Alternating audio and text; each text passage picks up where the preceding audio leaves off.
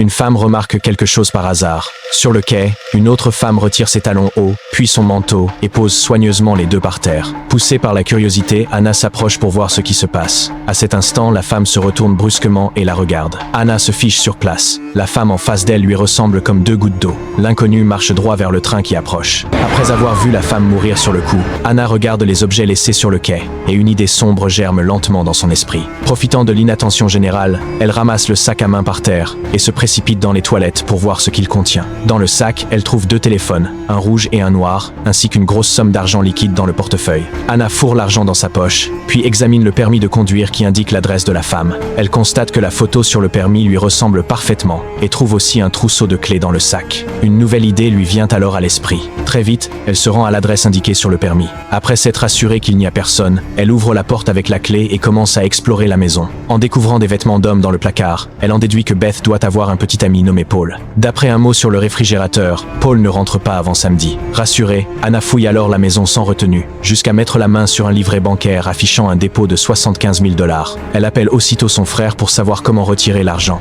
Après avoir écouté son récit, son frère la prévient que si la mort de Beth est révélée par les médias, son plan s'effondrera vite. C'est alors qu'Anna voit à la télévision un flash info annonçant que la mort de Beth a été délibérément étouffée, ce qui lui donne immédiatement une idée brillante. D'abord, elle démagnétise la carte bancaire, puis elle s'entraîne sans relâche à reproduire la signature du permis de conduire. Ensuite, elle visionne plusieurs vidéos personnelles de Beth jusqu'à maîtriser complètement sa façon de parler. Elle retouche soigneusement son apparence pour ressembler davantage à Beth, puis entre tranquillement dans la banque. Quand elle essaie de retirer l'argent, le directeur passe la carte et constate qu'elle est démagnétisée. Si la banque lui délivre une nouvelle carte, elle pourra redéfinir le code de retrait. Pendant leur conversation, le directeur remarque qu'Anna sort un porte-clés et apprend ainsi que Beth possède également un coffre-fort. Après avoir fait les démarches pour la nouvelle carte, Anna va ouvrir le coffre en espérant y trouver quelque chose de précieux, mais il ne contient que 3 certificats de naissance, rien d'intéressant. Déçue, elle rentre chez elle. Arrivée devant la porte, elle aperçoit une voiture noire garée devant